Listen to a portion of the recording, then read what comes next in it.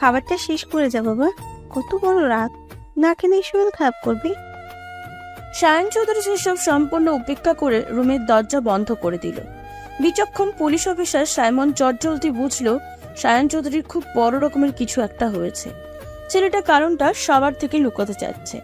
সাইমনের চিন্তা হলো, কি হলো ভাইয়ের? যাই হোক, এখন জিজ্ঞাসা করে লাভ হবে না, পরে একসময় জেনে নিবে বলে ভাবলো সাইমন। দেওয়ালে পিঠ ঠেকিয়ে ফ্লোরে বসে আছে পরশ। ফোনে হাত নিয়ে প্রিয় পুরুষটির ছবির দিকে ঘোলাটে দৃষ্টিতে তাকিয়ে আছে মেয়েটা। ছবিটায় বারবার হাত বুলিয়ে দিচ্ছে সে। মানুষটাকে দেখতে কতটা মায়াবী লাগে, চোখে মুখে কত মায়া ঝরে তার। এই মায়ায় মুগ্ধ হয়ে তো তার প্রেমে পড়েছিল পরশ। বোকা মেয়েটা দেহ মন উজাড় করে ভালোবাসলো মানুষটাকে। এরপর ছেড়ে যাব না বলেও মানুষটা তাকে মাঝপথে ছেড়ে দিচ্ছে। পুনরায় কথা ভাবতেই অশ্রু টলমল করে উঠল আঁখি। দুফোঁটা জল গড়িয়ে পড়ল ফোনের স্ক্রিনে। তবু মেয়েটার দৃষ্টি অনর শখের পুরুষের প্রতিচ্ছবিতে। সেদিকে তাকিয়ে হঠাৎ করে সে আক্ষেপ করে বলে উঠল, তুমি দেখতে মায়ারাস, কিন্তু পাষাণ।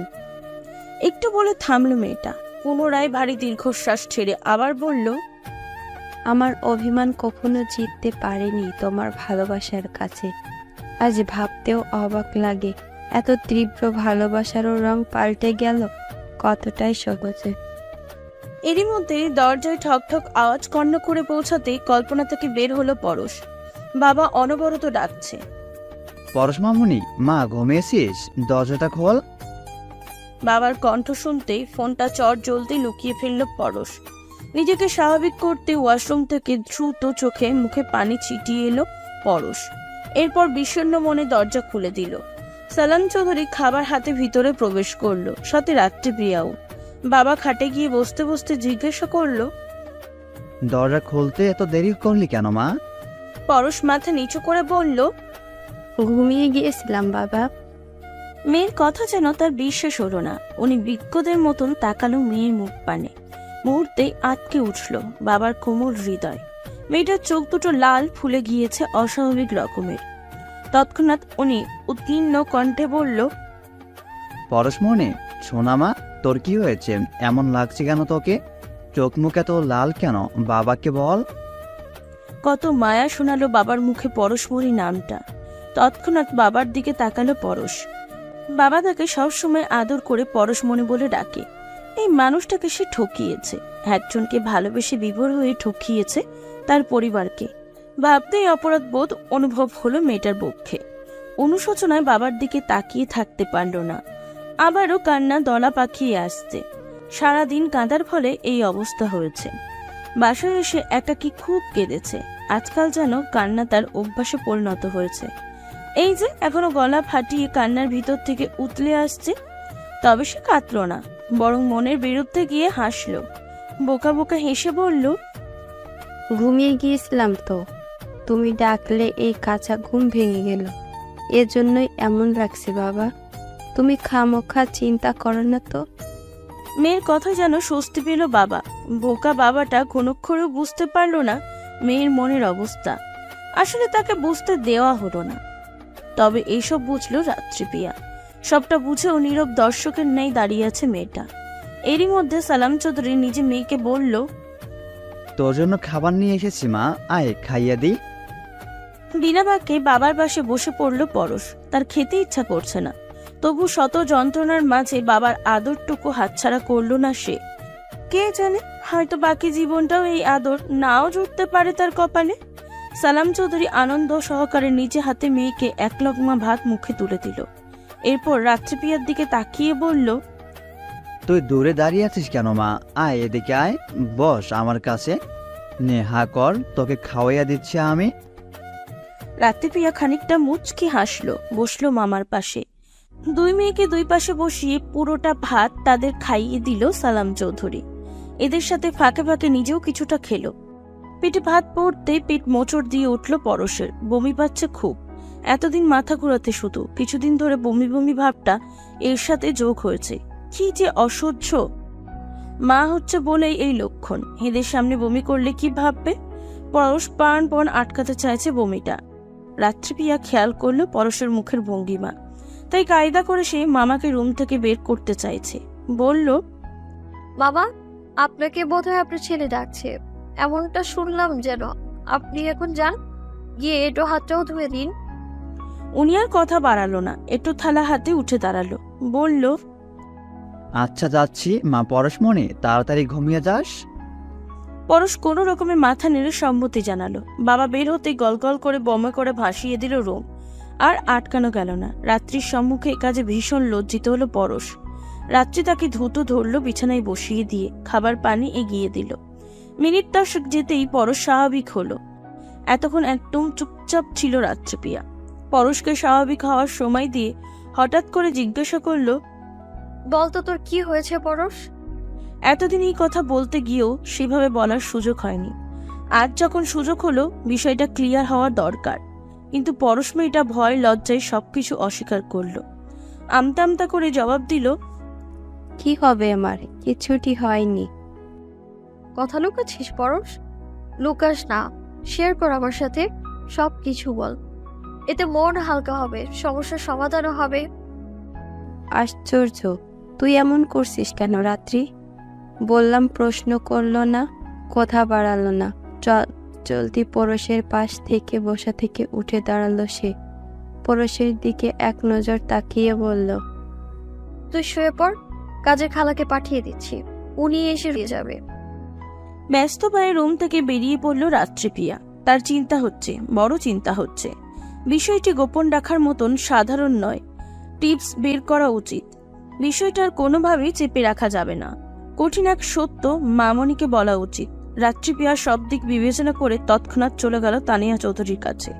উনি ও রোকসানা চৌধুরী দুই যা মিলে টিভিতে সিরিয়াল দেখছিল। রাত্রিপ্রিয়া কাছে গিয়ে তাকে নিচু কণ্ঠে বলল, মামনি, হ্যাঁ কিছু বলবে তুমি? আমার সাথে একটু আসবেন, দরকারি একটা কথা বলতে চাচ্ছি। এক্ষুনি? সিরিয়ালটা শেষ হোক। খুব আর্জেন্ট। অগত্যা তানিয়া চৌধুরী উঠল, যাকে বলে গেল, এই ছোট, এরপরে কি কাহিনী হয় আমার বলিস, আমি একটু আসি। আচ্ছা আপা যাও, তবে তাড়াতাড়ি এসো। তানিয়া চৌধুরীকে নিয়ে নির্জন ছাদে আসলো রাত্রিপ্রিয়া। যা দেখে তানিয়া চৌধুরী অধৈর্য হয়ে জিজ্ঞাসা করলো, কি ব্যাপার রাত্রি, আমাকে এখানে নিয়ে আসলে কেন? কি এমন গুরুত্বপূর্ণ কথা বলবে তুমি যে এত রাতে আমায় ছাদে নিয়ে আসলে? মেয়েটা আলগোছে আরো একবার নিজের ভিতরের কথাগুলো সাজিয়ে নিল। এরপর কোনো ভনিতা ছাড়াই বলল, আমি কিছু বলতে চাই মামনি। আচ্ছা বাবা, এবার বলো। আমার এত তস হয়েছে না। মামি, আপনার ছোট মেয়ে পরশ প্রেগনেন্ট। অবিবাহিত ননদ পরশ প্রেগনেন্ট। এই কথাখানা শাশুড়ি মাকে জানাতেই উনি রাত্রিপ্রিয়ার গায়ে হাত তুললেন। পরপর শক্ত কণ্ঠে বললেন, মুখ সামলে কথা বলো বৌমা। আমার মেয়ের নামে এরকম আজে বাজে কথা বলার সাহস কি করে হয় তোমার? শাশুড়ির হাতে শক্ত একখানা থাপ্পড় খেয়েও গালে হাত দিয়ে রাত্রিপ্রিয়া মাথা নিচু করে বলল, আমি সত্যি বলছি মামনি, আমি নিজ চোখে পরশের প্রেগনেন্সির রেজাল্ট দেখেছি। তাছাড়া ইদানিং ওর লক্ষণগুলো খেয়াল করেছেন আপনি? আপনার বিশ্বাস না হলে পরশকে জিজ্ঞেস করুন আপনি। উনি তেজ নিয়ে তৎক্ষণাৎ পরশকে ছাদে ডাকলেন। পরশ আসতেই উনি গম্ভীর কণ্ঠে মেয়েকে জিজ্ঞাসা করলেন, এসব কি শুনছি পরশ? রাত্রি যা বলছে তা কি সত্যি? যা শুনে কেঁপে উঠল পরশ, তার গলা শুকিয়ে আসছে। এই বুঝি সত্যিটা জেনে গেল সবাই? না, এই মুহূর্তে বিষয়টি গোপন করতেই হবে। আগে মুশফিকের সাথে কথা বলতে হবে, সব মিটমাট হলে জানাবে, নয়তো কাউকেই এই পাপ জানতে দিবে না পরশ। এইসব ভেবে পরশ বুঝেও না বোঝার ভান করে বলল, তুমি কি বলছো আম্মু? কোন সত্যি কথা বলছো তুমি? তুই একটা প্রেগনেন্ট? ওকে জিজ্ঞাসা করতেই বিষয়টা সম্পূর্ণ অস্বীকার করলো মেয়েটা। কাপা কাপা কণ্ঠে বলল, মিথ্যে, সব মিথ্যে আম্মু, রাত্রি মিথ্যে বলছে। যা শুনে রাত্রিপ্রিয়া শক্ত কণ্ঠে বলল, তুই মিথ্যা বলছিস পরশ, সত্যি করে সবকিছু বলে দে মামনিকে। ভয়ঙ্কর এই সত্যটা কতক্ষণ লুকাবি তুই? সময়ের সাথে সাথে এমনিতেই সবকিছু সামনে আসবে, তার থেকেও বলবি তত দ্রুত তোর সমস্যার সমাধান হবে। আমি তোর ননদ বলে তুই আমাকে মায়ের কাছে এভাবে ভাসাতে চাইছিস রাত্রি? ছি, নিজেকে ভালো সাজাতে তুই এত বড় একটা জঘন্য অপবাদ দিলি আমায়। আম্মু বিশ্বাস করো, রাত্রি সব মিথ্যা বলছে, সব। নিজের কথা শেষ করে আর এক মুহূর্ত এখানে দাঁড়ালো না পরশ, তৎক্ষণাৎ রুমে চলে গেল। কথায় বলে না, চোরের মায়ের বড় গলা। রাত্রি জানে বিয়ের আগে প্রেমিক পুরুষের পাপ থাকতে সবকিছু এড়িয়ে যাচ্ছে মেয়েটা। হয়তো সবার অগোচরে বাচ্চাটা ফেলে দেবে কোনো এক ডাস্টবিনে। পাপ তো যে কোনো সময় লোকজন জানাজানি হয়ে যাবে, সম্মান যাবে তাদের, মেয়েটা হবে সমাজের কাছে নষ্ট। ননদের উপকার করতে এসে শাশুড়ির কাছে অপরাধী হলো রাত্রিপিয়া। সাধারণত কোনো মাই অবিবাহিত এক মেয়ের থেকে এমনটা আশা করে না। সেখানে রাত্রিপিয়া কত বড় এক ভয়ঙ্কর সত্য জানালো ওনাকে। উনি কিছুতেই বিশ্বাস করল না সে কথা। মেয়ের কথায় সাই জানিয়ে ফুঁসে উঠল তানিয়া চৌধুরী। পুনরায় মেয়েটাকে মারার জন্য হাত বাড়ালো। ঠিক তখনই তার হাতটা ধরে ফেললো সায়ন চৌধুরী। উনি মাকে বলল, আম্মু, যে হাত একবার আমার স্ত্রীর দিকে বাড়িয়েছ তুমি, সে হাত দ্বিতীয়বারের মতো আর বাড়িও না। আমার স্ত্রীর গায়ে হাত তোলার অধিকার আমি আর কাউকে দেইনি। সে ভুল করে তার বিচার করার জন্য আমি আছি। আমি সবকিছু সমঝোতা করব। ছেলের থেকে নিজের হাত ছটকা মেরে ছাড়িয়ে ক্রোধান্বিত কণ্ঠে বলল তানিয়া চৌধুরী, তোর বউয়ের সাহস কি করে হলো আমার মেয়ের নামে আজেবাজে কথা বলা? যা শুনে সায়ন চৌধুরী গম্ভীর কণ্ঠে বলল, একপাক্ষিকভাবে বিচার করলে তুমি ভুলও হতে পারো আম্মু। তোমার উচিত ছিল সত্য মিথ্যা যাচাই করা। তুই তোর বউয়ের হয়ে সাফাই করছিস? সানাম, ছি ছি ছি, এতটা অধঃপতন হয়েছে তোর। আম্মু, তুমি আমার জন্মদাত্রী। তুমি আমার কাছে সম্মানের শ্রদ্ধার। তুমি সবার উপরে। তেমনি আমার অর্ধাঙ্গিনী আমার কাছে গুরুত্বপূর্ণ। তাকে আমি ভালোবাসি। তাকে সুরক্ষিত রাখা আমার দায়িত্ব। আমার স্ত্রী কোনো ভুল করলে তাকে আমি শাসন করব। তুমি শাশুড়ি হয়ে তার গায়ে হাত তুলতে পারো না। মাকে কিছু বলতে না দিয়ে সায়ন চৌধুরী রাত্রিপিয়াকে নিয়ে ওখান থেকে রুমে চলে আসলেন। কেননা এখানে দাঁড়ালেই মায়ের সাথে তর্ক বাড়বে, কথা কাটাকাটি হবে, যা একদমই চাইছে না ছেলেটা। তানিয়া চৌধুরী ছেলের আচরণে ফুঁসে উঠল। উনিও ফুসতে ফুসতে নিজের রুমে গেল। রুমে এসে ভয়ে ভয়ে রাত্রিপিয়া তার স্বামীকে বলল, আপনি বিশ্বাস করুন, আমি সত্যি বলছি, সব সত্যি বলছি, আমি এক বিন্দু মিথ্যে বলছি না। আমি জানি তুমি সত্যি বলছো। সায়ন চৌধুরী স্বাভাবিক কণ্ঠেই জবাব দিল। যা শুনে রাত্রিপিয়া অবাক হয়ে জিজ্ঞাসা করল, আপনি আগে থেকেই জানতেন? সায়ন চৌধুরী আর নিজেকে সামলাতে পারল না। যে হসপিটাল থেকে টেস্ট করিয়েছে পরশ, সেখান থেকেই দুদিন আগে খবর পেয়েছে সায়ন চৌধুরী। বোনের এত বড় এক সত্য শুনে ছেলেটা ছিল বাক্যহারা। তবু দুটো দিন অদ্ভুত এক যন্ত্রণা পুষে স্বাভাবিক থাকার চেষ্টা করেছে ছেলেটা। একটা ঘোরের মধ্যেই ছিল সায়ন চৌধুরী। তার বিশ্বাসই হচ্ছে না তার আদরের ছোট বোনটা এত বড় একটা ভুল করেছে। এই মুহূর্তে আর নিজেকে সামলানোর শক্তি হলো না তার। মুহূর্তেই ভেঙে পড়ল শক্তপোক্ত পুরুষটা। করুণ কণ্ঠে কেবল বলল, প্লিজ বউ, আমাকে প্রশ্ন করো না। আমি এতটুকু জানি তুমি সত্যি বলছো। আমি বড় ক্লান্ত বউ। এত বড় এক সত্যি আমি নিতে পারছি না। আমায় একটু মানসিক শান্তি দিবে? বুকে বড্ড অশান্তি লাগছে আমার। একটু স্বস্তি দিবে আমায়? 5টা মিনিট জড়িয়ে ধরবে আমায়। বড় ভাই হয়ে বোনের এত অধঃপতন নিতে পারছে না লোকটা। বড় অসহায় লাগছে তাকে। বুঝতে পেরে রাত্রিপিয়া আর ছেলেটাকে কিচ্ছুটি প্রশ্ন করলো না। আলগোছে আঁকলে নিল বুকে। সায়ন চৌধুরী একদম নীরব হয়ে গেল। চুপটি করে নিজেকে সামলানোর চেষ্টা চালালো। মিনিট 10 যেতেই সায়ন চৌধুরী হঠাৎ করে বলে উঠল, সরি বউ, আজকে আমার আম্মুর ব্যাপারটার জন্য আমি আন্তরিকভাবে দুঃখিত। তুমি প্লিজ কিছু মনে করো না। যতই হোক, পরশ তার মেয়ে। মা হয়ে মেয়ের নামে হঠাৎ করে এমন কথা বললে রাগটাই স্বাভাবিক। উনি তো আর সত্যটা জানেনি। আমি ওনার আঘাতে যতটা না কষ্ট পেয়েছি, আপনার সঠিক ব্যবহার ঠিক ততটাই মুগ্ধ হয়েছি আমি। সব পুরুষ মায়ের করা ভুলের সঠিক জবাব দিতে পারে না, বউয়ের হয়ে তো একদমই না। আপনি সেই দুঃসাহসিকতাও দেখালেন। এমন পুরুষের মায়ের উপর রাগ করা যায় না। যান, তখনকার ঘটনাটা মন থেকে মুছে ফেললাম আমি। সায়ন চৌধুরী আর জবাব দিল না। মাথা চেপে শুয়ে পড়ল বিছানায়। রাত্রিপিয়া তৎক্ষণাৎ স্বামীর মাথাটা নিজের কোলে উপরে রেখে হাত বুলিয়ে দিল, ভরসা দিল। নেতা সাহেব, চিন্তা করবেন না, শান্ত হন আপনি, আমি আছি তো। যা হওয়ার ছিল হয়েছে, রিল্যাক্স, এখন আমরা পেয়ে যাব। আপনি চিন্তা করবেন না, আপনি শক্তপোক্ত পুরুষ। আপনাকে এভাবে ভেঙে পড়তে দেখলে আমার না ভালো লাগবে না। এত দুর্বল তো আমার নেতা সাহেব নয়।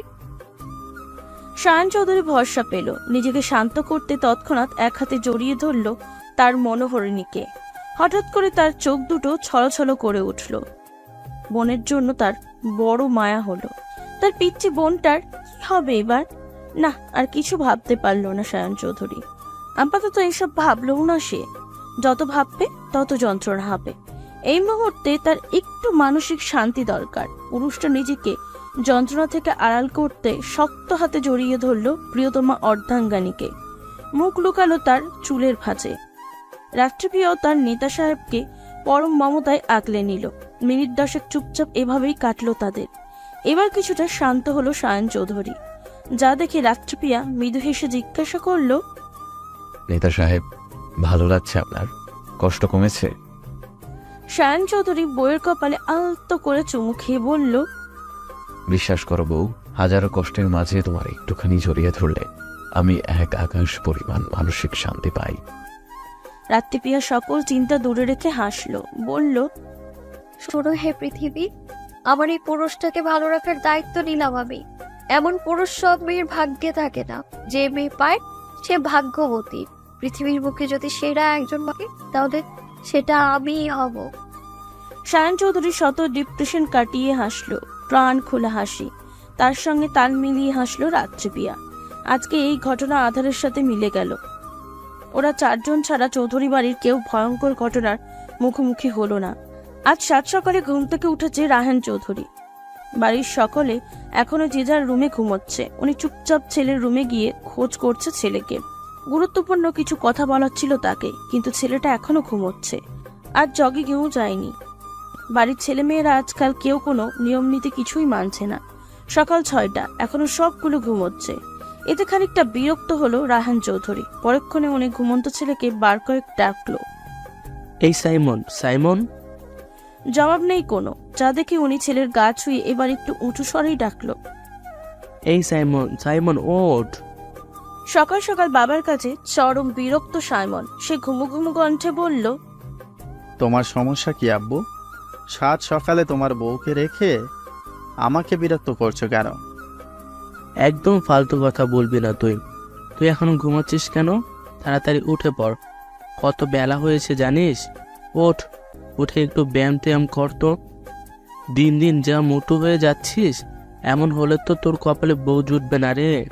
বিয়ে করতে চাইলে শরীরটা একটু ফিটনেস আন। উঠে পড়, চল বাপ বেটা মিলে আজ জগিং করে। সাইমন বাপকে মুখ বাঁকিয়ে বলল, তুমি জগিং ফগিং করে তোমার গোপাল ভাঁড়ের মতো মুড়িটা কমিয়ে সুগার ড্যাডি হয়ে যাও আব্বু। এরপর দেখো বুড়ো বয়সে কোনো তিশার খোঁজ মিলে কিনা। আমার চিন্তা তোমাকে করতে হবে না। আমার শরীরে এখনো যে ফিটনেস আছে, এতেই মেয়েরা আমার পেছনে লাইন বাঁধে। তুমি এখন যাও তো আব্বু, ঘুমাতে দাও আমাকে। রাতে ভালো ঘুম হয়নি। ছেলের কথায় ফোঁস করে উঠল রায়হান চৌধুরী। তৎক্ষণাৎ চোখ গরম করে বলল, হারামজাদা, তোর আজাইরা কথা আমি জুতা দিয়ে ছোটাচ্ছি। নিজের বাপকে কেউ এসব বলে? বেয়াদব ছেলে, এখনই ওঠ। উঠবো না। তুই উঠবি, সাথে তোর বাপও উঠবে। জাস্ট 5 মিনিটের মধ্যে ফ্রেশ হয়ে আয়, দরকারি কথা আছে।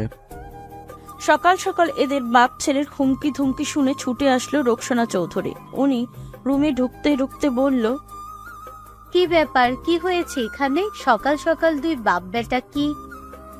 তাকে থামিয়ে দিয়ে রায়হান চৌধুরী হঠাৎ করে গম্ভীর কণ্ঠে বলল, কার কি হয়েছে এইসব না ভেবে তুমি তোমার চিন্তা করো রোকসু। যে কোনো সময় যা হওয়ার তোমারই হয়ে যাবে। এই বয়সে তোমার ছেলে তোমার জন্য সৌতে আনতে চাইছে। কি রে সাইমন, সকাল সকাল এসব কথা চলছে? দাঁড়া, তোদের দুই বাপ বেটাকে আমি এক্ষুনি বাসা থেকে বের করছি। মায়ের হুমকি শুনে সাইমন তৎক্ষণাৎ উঠে বসলো। ইনোসেন্ট ফেস করে মাকে বলল, তোমার বুড়া বর এখনো আমাকে ফাঁসাচ্ছে আম্মু। উনি 7 সকালে এসে আমাকে ঘুম থেকে তুললো। এরপর কি বলবো জানো আম্মু? কি বললো? আগ্রহ নিয়ে জানতে চাইল রোকসানা চৌধুরী। সাইমন বাবার দিকে একবার আর চোখে তাকালো, এরপর বাঁকা হেসে বলল, বলল সাইমন আমার জন্য একটা মোস্তাকের তিয়াস মতি পাত্রী খোঁজ। বিয়ে করব আমি। তোর আম্মুকে দিয়ে হচ্ছে না। কেমন বুড়ো বুড়ো লাগে। আমি ইয়াং। আমার জন্য পারফেক্ট তিশার মতো কচি গাল। তোর আম্মু তো বুড়ো হয়ে গেছে। চিন্তা করছো আম্মু কতটা দুর্দান্ত এই লোক? কি কপাল আমার। ছেলের বিয়ের বয়সে আমার বাপ নিজের জন্য পাত্রী খুঁজছে। এজন্য তো বলি আমার বিয়েটা এখনো কেন হচ্ছে না? ছেলের এমন ষড়যন্ত্রময়ী কথায় ফেসে গেল রায়হান চৌধুরী। উনি অসহায় ফেস করে বারবার ফাঁকা ঢোক গিলছে। এখনই স্ত্রীর দিক থেকে 540 ডিগ্রি বেগে এক তুফান ধেয়ে আসবে তার দিকে। সেই তুফান কালবৈশাখী ঝড়ের মতন উড়িয়ে নেবে রায়হান চৌধুরীর মতন অসহায় এক পুরুষকে। মির্জাফর ছেলে তার, কি সুন্দর করে ফাঁসিয়ে দিল নিজের বাপকে। এমন ছেলেকে জন্ম দিয়ে ফেসে গেছে রায়হান চৌধুরী। নিজের ভাবনার মধ্যেই ঝড়ের বেগে এগিয়ে আসলো রোকসানা চৌধুরী। ফোঁস করে উনি বলল, ছি ছি, বুড়া বয়সে তোমার এখন কচি মেয়ে চাই বুঝরা? খুব বিয়ে করার শখ তোমার, তাই না? দাঁড়াও, তোমার বিয়ের স্বাদ আমি মিটাচ্ছি। আরে রেক্সু, তোমার ওই বান্দর ছেলের কথা বিশ্বাস করো তুমি? হারামজাদা মিথ্যা বলে আমাকে ফাঁসাতে চাইছে। আমি আবার বুড়া বয়সে কোন দুঃখে আরেকটা বিয়ে করতে চাইব? আস্তাগফিরুল্লাহ, যেখানে আমার ঘরে এখনো তোমার মতো আগুন সুন্দরী বউ আছে। পর মুহূর্তে সাইমন লম্বা এক হাই তুলে ফরন কেটে বলল, আম্মু, তুমি এই বুড়ার কথায় গলে যেও না, খবরদার। আমি কিন্তু সত্যি বলছি, সময় থাকতে তুমি তোমার বুড়ো বরকে সামলাও। এক কাজ করো, রুমে নিয়ে বুড়াকে কিছু বেলনা থেরাপি দিয়ে মাথা থেকে বিয়ের ভূত ছাড়িয়ে দাও। বলে আটঘাট করে কাঁথা মুড়ি দিয়ে শুয়ে চোখ বন্ধ করলো সাইমন। বিরাট এক কেলেঙ্কারি বাঁধিয়ে পুনরায় আবারও ঘুমের প্রস্তুতি নিচ্ছে ছেলেটা। এদের মা ছেলের মাঝখানে আসামির ন্যায় কাচুমুচু মুখে দাঁড়িয়ে আছে রায়হান চৌধুরী। এখানে এখন থাকাও রিস্ক, তাই উনি এক ফাঁকে মাথা চুলকাতে চুলকাতে বেরিয়ে পড়ল রুম থেকে। এই বাদর ছেলেকে পরে দেখা যাবে, আগে বউয়ের হাত থেকে নিজের জানটা বাঁচানো উচিত। কিন্তু ঘটনা ঘটলো উল্টোটা। বউ তার পিছনে না ছুটে ছাড়ু হাতের ছেলের দিকে তড়িৎ গতিতে এগিয়ে গেল। ছেলের কান মলে দিয়ে রোকসানা চৌধুরী বলল, বাপকে নিয়ে এসব বলতে তোমার লজ্জা করে না বাদর ছেলে? তুমি কি ভাবছো তুমি যা বলবে তাই আমি বিশ্বাস করে নেব? যে মানুষটাকে সাথে নিয়ে অনায়াসে কাটিয়েছি কয়েক যুগ, তাকে এ বয়সে অবিশ্বাস করি কি করে? তুমি যে তোমার বাপকে ফাঁসাতে চাইছো তা কি আমি বুঝিনি ভাবছো? তোমার আব্বুকে আমি ভরসা করি, বিশ্বাস করি, ঠিক খোলা আকাশের মতো। সাইমন মায়ের হাত থেকে নিজের কান ছাড়িয়ে নিয়ে উঠে বসলো। আলগোছে পিছন থেকে মাকে আলতো করে জড়িয়ে ধরে বলল, আমি জাস্ট মজা করছি আম্মু, তুমি রাখছো কেন? আমার আব্বু সেরা, তার মতো সেরা আব্বু পৃথিবীতে আমি আর দুটো দেখিনি। সাইমন মায়ের কথায় সায় জানালো। রোকসানা চৌধুরী আর কিচ্ছুটি না বলে মুচকি এসে চলে গেলেন কিচেনে। স্বামী সন্তান নিয়ে বেশ সুখী পরিবার তার। এই মানুষগুলো তার মানসিক প্রশান্তি দেয়। এদের কাছাকাছি থাকলে দুনিয়ার কোনো দুঃখ ডিপ্রেশন তাকে ছুঁতে পারে না। প্রতিদিনের ন্যায় সকাল 10টার মধ্যে চৌধুরী পরিবারের সকলে উপস্থিত হলো ডাইনিং টেবিলে। পরশু এসেছে, তাকে আজ খুব স্বাভাবিক লাগছে, যেন কোথাও কিচ্ছুটি হয়নি। স্বাভাবিক লাগছে সায়ন চৌধুরী ও রাত্রি পেয়াকেও। গতকাল কত বড় এক ঘটনার পরও সবকিছু আজ স্বাভাবিক। যদিও পরিস্থিতি স্বাভাবিক নয়, তবে তারা স্বাভাবিক থাকতে চাইছে, কিন্তু কিছুতেই স্বাভাবিক হতে পারছে না তানিয়া চৌধুরী। তার মুখভঙ্গিমা বেশ গম্ভীর, ছেলের উপর তার বড্ড চাপা রাগ ধরছে। উনি কথা বলছে না রাত্রিপ্রিয়ার সঙ্গেও। রাত্রিপ্রিয়াও আগ বাড়িয়ে কথা বলতে চায়নি। সকালে উঠে যতটুকু কাজ করার নিজ ইচ্ছাতে করেছে। হাতের কাজ শেষ করে চুপচাপ নিজের রুমে চলে গিয়েছে। এরপর একেবারে সায়ন চৌধুরীকে সঙ্গে নিয়ে এখানে এসেছে। ডাইনিং টেবিলে এসে সায়ন চৌধুরী প্রতিদিনের ন্যায় মাকে বলল, আম্মু, আমার খাবার রেডি করো। তানিয়া চৌধুরী মুখে কিছুটি না বলে গম্ভীর মুখে ছেলের খাবার এগিয়ে দিল। সায়ন চৌধুরী মাকে একবার আলগোছে পর্যবেক্ষণ করে আপাতত কিছু বলল না, চুপ মেরে গেল সে। অভ্যাস মতো মায়ের দেয়া খাবার খাওয়া শুরু করলো। আর যাই হোক, মায়ের হাতে তৈরি খাবার তার লাগবেই। বাকিরাও যে যার মতন খাবার খাচ্ছে। এরই মধ্যে খেতে খেতে তানহা তার চাচুকে আহ্লাদি কণ্ঠে ডাকলো, বড় আব্বু। মেয়েটার অতিরিক্ত আহ্লাদ মানে তার কিছু আবদার। চৌধুরী বাড়ির সবচেয়ে ছোট মেয়েটি তানহা, চঞ্চল এক দুরন্ত কিশোরী, যার দুষ্টুমি খুনসুটিতে চৌধুরী বাড়িতে বয়ে যায় অজানা এক উৎসব। এবার 9ম শ্রেণীতে পড়েছে মেয়েটা, দেখতেও ভারী মিষ্টি। বাড়ির সবার একটু বেশি আদরের সে। ভাতিজির আহ্লাদি কণ্ঠ শুনে সালাম চৌধুরী হেসে বলল, তানা বড় আব্বুর মন বোঝা প্রশ্নে হেসে ফেলল। তার কোনো কিছু দরকার হলে সবার আগে বড় আব্বুর কাছে আবদার করে, আজও করল। এই মানুষটা তাকে কখনো ফেরায় না। তাই তো সবার আগে তানা খোঁজে বড় আব্বুকে। তানা একগাল হেসে বাচ্চা কণ্ঠে বলল, টাকা লাগবে বড় আব্বু, বন্ধুদের সাথে ঘুরতে যাব। এরই মধ্যে তানাকে জোরে সোরে এক ধমক দিয়ে বসলো সায়ন চৌধুরী। শক্ত কণ্ঠে বলল, কাউকে কোনো প্রকার টাকা দেওয়া হবে না। স্কুল কলেজ ছাড়া তোমাদের কারো কোথাও যাওয়া নিষেধ। মেয়েদের এত বন্ধু বান্ধব কিসের? কোনো প্রকার ঘোরাফেরা চলবে না। এরপরও যদি কিছুটা শুনি আমি একদম সব কটার পা একদম ভেঙে ভেঙে গুঁড়া করে দিব। হঠাৎ করে সায়ন চৌধুরীর এত রিয়াক্ট দেখে অবাক হলো সালাম চৌধুরী সহ সকলে। ধমক খেয়ে তানা ভয়ে মুখ কাঁচামুচো করে বসলো। তার চোখে পানি টলমল করছে। পরশ সাথে সাথে মাথা নিচু করে ফেলল। তার মন বলছে ভাই তার উপরে রাগ করে অন্যের উপর ছাড়ছে। এরই মধ্যে সালাম চৌধুরী ছেলেকে বলল, কি হয়েছে ছায়ান, মেয়েটাকে এভাবে ধমকাচ্ছিস কেন? এতটুকু আগে থেকেই করা উচিত ছিল। বাবা, তুমি আর ওদেরকে আহ্লাদ করো না। আমি যা বলছি মাথায় রেখো সকলে। বলতে বলতে অর্ধ খাওয়া প্লেটটা রেখে উঠে দাঁড়ালো সায়ন চৌধুরী। এরপর রাত্রিপ্রিয়াকে বলল, রাত্রিপ্রিয়া, খাবার শেষ করে আমার জুসটা রুমে দিয়ে যাও। রাত্রিপ্রিয়া মাথা নাড়ালো। সায়ন চৌধুরী খুব রেগে আছেন। হঠাৎ তার এই রাগের কারণ ধরতে পারল না কেউ। কাউকে আর কিচ্ছুটি বলতে না দিয়ে ওখান থেকে নিজের রুমে চলে গেল সায়ন চৌধুরী। ভাই যেতেই শব্দ করে কেঁদে উঠল তানা। তৎক্ষণাৎ তার মাথায় হাত বুলিয়ে দিল বড় আব্বু। এরপর ফিসফিস করে বলল, কাঁদে না আম্মা, বড় আব্বু আছে না, ভাই বললেই হলো নাকি, আমি তোমাকে ঘুরতে নিয়ে যাব। যা শুনে তৎক্ষণাৎ আনন্দের সহিত হাসল তানা। বাচ্চা বাচ্চা খিলখিল করা হাসি। ওর হাসি দেখে পায়েল বলল, মাত্র না তুই কাঁদলি, এখন আবার দাঁত বের করে হাসছিস কেন? তানা মুখ বাঁকিয়ে বলল, তা তোমাকে বলবো কেন? পায়েল আর প্রত্যুত্তর করল না। বড়রা আর কথা বাড়ালো না। হাত চালিয়ে যে যার খাওয়াটুকু শেষ করলো। এরপর সবাই নিজ নিজ কাজে চলে গেল। নিজের ক্লাবে সে অস্থির পায়ে পায়চারি করছে সায়ন চৌধুরী। ক্রোধে তার শরীর কাঁপছে। চোখ দুটো হয়েছে রক্তিম বর্ণ। তাকে পর্যবেক্ষণ করলো আশিক, সায়ন চৌধুরীর দলের লোক সে।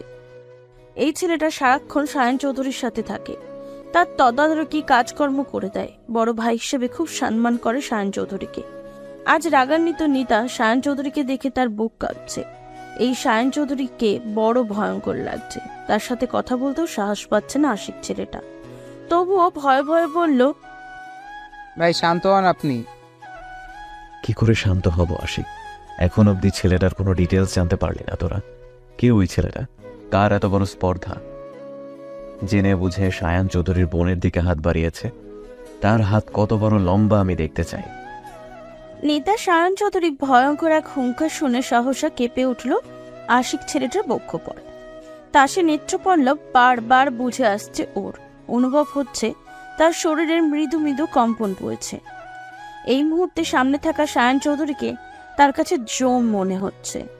এই তো এক্ষুনি বলিষ্ঠ লম্বা চওড়া সায়ন চৌধুরী দানবের মতন আটসাট বেঁধে এসে আশিককে শূন্যে তুলে একটা আছাড় দিয়ে জানটা টান দিয়ে নিমিষে বের করে দেবে। নয়তো এই 5 তলা জানলার থেকে একটা কিক মেরে মেন ডোরে ফেলে দিবে।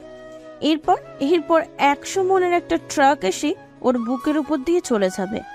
গাড়ির চাকার সাথে এক নিমিষে পিষে যাবে সাদের দেহখানা। পৃথিবী থেকে অকালেই হারিয়ে যাবে আশিক নামক এক পুরুষের অস্তিত্ব। ভয়ে চোখ মুখ শুকিয়ে গেল ওর। নতজন মুখ করে বারবার ঢোক গিলছে আশিক। এরপর আর সায়ন চৌধুরীর সাথে প্রত্যুত্তর করার সাহস হলো না ছেলেটার। ক্রোধিত সায়ন চৌধুরীর যে প্রয়োজনে কতটা ভয়ঙ্কর হতে পারে সেটা আর কেউ না জানলেও সে তো খুব ভালো করেই জানে। সেই কলেজ লাইফ থেকে চেনে মানুষটাকে। একসঙ্গে রাজপথে আছে সেই কতগুলো বছর। আশিক যখন ভয়ে জুবুথুবু অবস্থায় কাঁদছে, ঠিক সেই সময় ভেসে আসলো সায়ন চৌধুরীর উত্তেজিত কণ্ঠ। আশিক। সহসা আরো একবার কেঁপে উঠল আশিক। ত্রাস কণ্ঠে শুধালো, জি ভাই। তুই ওভাবে কাঁপছিস কেন? আমি তোকে মেরেছি, বকেছি? না না ভাই, আপনি আমাকে মারেননি, বকেননি। তাহলে তুই ওইরকম বিড়াল ছানার মতো চোখ মুখ বন্ধ করে দাঁড়িয়ে আছিস কেন? আমার ভয় লাগছে ভাই, আপনাকে আমার বড় ভয় লাগছে। আশিক সহজ সরল উক্তি, যা শুনে হঠাৎ করে এক মুহূর্তের জন্য বাঁকা হাসলো সায়ন চৌধুরী। ব্যঙ্গ করে বলল, এতটুকুতেই তোর এত ভয়? এরকম মুরগির কলিজা নিয়ে তুই রাজনীতিতে আসছিস আশিক? আমি তো তোকে বাঘের বাচ্চা মনে করতাম। তাহলে কি আমি ভুল? আশিক ছেলেটা মোটেও ভীত নয়। এক হাতে সাধারণত 5-7টা মানুষ কবজা করা তার কাছে কিচ্ছুটি না। এই শহরের সাহসীদের কাতারে যদি 10 জনের নাম থাকে, তবে তার মধ্যে সে একজন, যে মানুষ আড়ালে আবডালে কিংবা প্রকর্ষ মার পেটে রক্ত নিয়ে প্রতিনিয়ত খেলে। তার কি আর এত ভয় ডর থাকে? তবুও সে সায়ন চৌধুরীকে খুব ভয় পায়। এই মানুষটা যে তার থেকেও কয়েক গুণ বাঘা তেঁতুল। তাছাড়া মায়া, মহব্বত, সম্মান একটা ব্যাপার খুব নিবিড়ভাবে জড়িয়ে রয়েছে এখানে। সারা দুনিয়ার কাছেও যদিও আশিক হয় শক্তিশালী দানব নামে পরিচিত, তবু সে সায়ন চৌধুরীর কাছে ভীত, শক্তিহীন। মানুষটা এসে যদি বিনা কারণে এসে তাকে মেরেও ফেলে, এতটুকু টুশব্দও করবে না আশিক। ঠিক এতখানি জুড়েই রয়েছে তার নেতা সায়ন চৌধুরী কিংবা সায়ন ভাই। আশিক জবাব দিল না কিচ্ছুটি, নত মাথা যতটুকু সম্ভব নিচু করে নিল। তার চোখ মুখ থেকে এখনো ভয়ের রেশ যায়নি। যা দূর থেকে পর্যবেক্ষণ করে সায়ন চৌধুরীর কাছাকাছি আসলো। কাঁধে এক হাত রেখে মৃদু ঝাঁকি দিয়ে পুনরায় উত্তেজিত কণ্ঠে বলল, তুই আমাকে ভয় পাচ্ছিস? ভয় পাচ্ছিস আমাকে? তোরা একটাও কোনো কাজের না রে, একটাও কোনো কাজের না। তোদের সব কটাকে আমি কিক দিয়ে রাজনীতি থেকে বাইরে ফেলে দেব। তোদের কাউকে দরকার নাই, আবার কাউকে না। আশিক চটজলদি করে মাথা তুলে তাকালো। অসহায় তার চাহনি। তন্মধ্যে মনে মনে একবার বিড়বিড়িয়ে উচ্চারণ করলো, দিন ভাই দিন, দুটো কিক মেরে আমাকে রাজনীতি মাঠ থেকে বের করে দিন। আপনার সাথে থাকলেও এমনিতে কখন জানি আমার অ্যাটাক ফেটাক হয়েছে। আশিককে বিড়বিড় করতে দেখে সায়ন চৌধুরী ভ্রু উঁচিয়ে সন্দিহান কণ্ঠে জিজ্ঞাসা করলো, কিছু বললি তুই? না না ভাই, কি বলবো আপনাকে, মাথা খারাপ। সায়ন চৌধুরী ছেলেটাকে সহজ করতে চাইছে। চটজলদি নিজেকে জোর জবরদস্তি করে স্বাভাবিক করলো। ছেলেটাকে আশ্বাস দিয়ে বলল, ভুলে যাস না আশিক, তুই সায়ন চৌধুরীর ডান হাত। সামনের দিনগুলোতে অনেক কিছুই তোকে আমার প্রয়োজন। রক্তের স্রোতে হাঁটবো আমরা। সো সেভাবে মানসিকভাবে প্রস্তুত হতে হবে তো ভাই। আমাকে তুই খামোখা ভয় পাস কেন আশিক? একটু না আমি রাগের মাথায় ধমক দিয়েছি, তাই বলে তুই ভয় এরকম ভাবে নিজেকে গুটিয়ে নিবি? বোকা ছেলে, আমি তো তোকে খুব ভালোবাসি। তোল মাথা তোল, নিজেকে স্বাভাবিক কর। তোর স্থান আমার পায়ের নিচে নয়, তোর জায়গা আমার বুকে। নিজের প্রতি সায়ন চৌধুরীর গভীর ভালোবাসা দেখে আবেগে চোখে জল চলে এলো ছেলেটার। কোথায় সে হচ্ছে ওদের দলের পার্টি অফিসের একজন সভাপতি, আর সায়ন চৌধুরী কত নামি দামি লোক, দেশের একজন মন্ত্রী। তার ধারে কাছেও কি সে? তবু এই মানুষটা তার প্রতি কতটা সহজ ভাবতেই আবেশে নেত্রপলক থেকে দুফোঁটা জল গড়িয়ে পড়ল ছেলেটার। তার আগের সেই চোখে মুখে ভয়ের রেশ আর নেই। ভয়ের পরিবর্তে চোখে মুখে ভর করেছে মুগ্ধতা। আশিক কৃতজ্ঞা ভরা নয়নে একবার গলা উঁচিয়ে ডেকে উঠল, ভাই। সায়ন চৌধুরী অল্প স্বল্প হাসলো। হাসিটা আজ দীর্ঘস্থায়ী হলো না। ভিতর ভিতর চিন্তায় অস্থির হয়ে আছে সে। বোনের কথা মাথায় আসতে তৎক্ষণাৎ নিভে গেল সায়ন চৌধুরী। দুশ্চিন্তাগ্রস্ত মগজ নিয়ে ততস্থ পায়ে এগিয়ে গেল সামনের দিকে। একসময় ক্লান্ত হয়ে ধপ করে বসে পড়ল নিজের নির্দিষ্ট চেয়ারে। যা দেখে ততস্থ পায়ে এগিয়ে আসলো আশিক। একটা মিনারেল ওয়াটারের বোতল এগিয়ে দিয়ে বলল, ভাই ভাই শান্ত হন আপনি, নিন পানি খান। আমি আসি তো, সবটা দেখছি আমি। সায়ন চৌধুরী ওর কথা কোনো প্রতিক্রিয়াবিহীন পানির বোতল নিল। অতঃপর এক নিঃশ্বাসে ঢকঢক করে পুরোটা গিলে নিল। তার সামনে চিন্তিত ভঙ্গিতে দাঁড়িয়ে আছে আশিক। সায়ন চৌধুরীর সেদিকে ধ্যান নেই। সে কপালে কলম ঠেকিয়ে গভীর কিছু ভাবনায় বিভোর। কয়েক মিনিট এইভাবেই চলল। ওদের দুজনের ধ্যান ভঙ্গ হলো ফোন কলের রিংটনের শব্দে। আশিকের মুঠোফোন বাজছে। একবার সেদিকে চেয়ে আবার নিজের দিকে মনোযোগী হলো সায়ন চৌধুরী। আশিক দোনমনা হয়ে বারবার সায়ন চৌধুরীর দিকে তাকাচ্ছে। কলটা রিসিভ করবে কি করবে না বুঝতে পারছে না ও। উপাস থেকে কাঙ্ক্ষিত কোনো খবর পেয়েছে কি ওরা? দুশ্চিন্তায় পড়ে গেল আশিক চৌধুরী। লাগাতারে ফোনের রিংটন হচ্ছে। কলটা দিয়েছে সৈকত, ওদের পার্টি অফিসের সভাপতিও। আশিকি ছেলেটাকে পরশের ব্যাপারে খোঁজ খবর নিতে পাঠিয়েছে। ভাইয়ের থেকে পুরো ঘটনা শুনে সেও চিন্তিত। সে নিজেই যেত এই ব্যাপারে খোঁজ নিতে, কিন্তু সায়ন চৌধুরীকে মাত্রাধিক অস্থির খাপছাড়া দেখে সে আর যায়নি ওদিকে। সায়ন চৌধুরী জিজ্ঞাসা করল, কে কল দিচ্ছে বারবার? ভাই সৈকত। ধর। আশিক খানিকটা দূরে সরে গিয়ে রিসিভ করলো কল। সৈকত নামটা শুনেই চটজলদি বসা থেকে উঠে দাঁড়ালো সায়ন চৌধুরী। পুনরায় চিন্তাগ্রস্ত হয়ে মাথার চুল খামচে পায়চারি করতে লাগলো ছেলেটা। ওপাশের খবর শোনার জন্য বরাবরই অধৈর্য ভঙ্গিতে আশিকের দিকে তাকাচ্ছে। মিনিটের মধ্যেই ততস্থ পায়ে আশিক ফিরেও আসলো। সায়ন চৌধুরীকে ভরসা দিয়ে বলল, ভাই আপনি এত উত্তেজিত হবেন না, আপনি শান্ত হন ভাই। ছেলেটার খোঁজ আমরা পেয়েছি, সৈকত আসছে, ও আপনাকে বিস্তারিত সামনাসামনি বলতে যাচ্ছে। যা শুনে সায়ন চৌধুরী আরো অধৈর্য হয়ে শুধালো। কে ছেলেটা? আশিক, বল, আমাকে বল। সায়ন চৌধুরীকে নিজের এক হাত ধরে চেয়ারে বসালো আশিক। এরই মধ্যে বাইরে থেকে দরজায় টোকা দিল সৈকত। অনুমতি চেয়ে বলল, ভাই আসবো? আয়। সায়ন চৌধুরীর থেকে অনুমতি পেয়ে তৎক্ষণাৎ ততস্থ পায়ে ভিতরে প্রবেশ করতে নিল সৈকত। পিছন থেকে তাকে থামিয়ে দিল তার সঙ্গে থাকা কিছু ছেলেপিলে। এরা প্রত্যেকেই পার্টি অফিসের সদস্য। ওদের মধ্যে রবিন নামের ছেলেটা সৈকতকে মিনমিন কণ্ঠে জিজ্ঞাসা করলো, ভাই আমরা কি ভিতরে আসবো নাকি চলে যাব? না না, তোদের ভেতরে আসতে হবে না, তোরা বাইরে গিয়ে অপেক্ষা কর। কেউ কোথাও যাস নে, সবাই এখানেই থাকিস, সতর্ক থাকিস সকলে। আচ্ছা ভাই। বলে মাথা দুলিয়ে চলে গেল ছেলেগুলো। ওরা যেতেই ভিতরে প্রবেশ করলো সৈকত। সায়ন চৌধুরী কাঙ্ক্ষিত মানুষটিকে দেখেই অনবিধ্বস্ত কণ্ঠে বলল, সৈকত, জি ভাই। কিছু আপডেট পেলি? সৈকত কোনো রকম ভনিতা ছাড়াই বলল, জি ভাই, ছেলেটার নাম মুশফিক। মুশফিক? কোন মুশফিক? ঢাকা উত্তর সিটি কর্পোরেশনের বর্তমান মেয়র আসাদুল্লাহর ছোট ছেলে মুশফিক। ভাই, ছেলেটা বিদেশ থাকতো, লেখাপড়া শেষ করে বছরখানিক হয় দেশে ফিরেছে। এসেও কেমন গা ঢাকা দিয়ে থেকেছে। আমি যতটুকু জেনেছি, ছেলেটার সাথে আমাদের বোনের প্রায় 2 বছর প্রণয়ের সম্পর্ক। তার মানে ও বিদেশ থাকাকালীনই আপনার বোনকে টার্গেট করেছে। ওদের হয়তো আগে থেকেই এমনটা প্ল্যানিং ছিল ভাই। তাছাড়া আমি আরও একটি তথ্য পেলাম, শুনেছি ওরা নাকি দুজন গোপনে বিয়েও করেছে। তাই এই বিয়ে ভিত্তিহীন ছেলে খেলা পুরোটাই ওদের সাজানো একটা কঠিন চক্রান্ত। এসবের কোনো ডকুমেন্ট রাখেনি মুশফিক। কি? জি ভাই। সবটা শুনে এক মুহূর্তের জন্য স্তব্ধ বাক্যহারা হয়ে পড়ল সায়ন চৌধুরী। তার চোখে মুখে বিস্ময়তা যেন উপচে উপচে পড়ছে। শক্তভক্ত ধৈর্যশীল সায়ন চৌধুরীর কপালে রীতিমতো বিন্দু বিন্দু ঘামের কণা জমেছে। এতটা অবাক স্তব্ধ সে আর ইহজীবনে হয়নি। রকচটা পুরুষটি মুখ থেকে যেন শব্দরা হারিয়ে গিয়েছে অবলীলায়।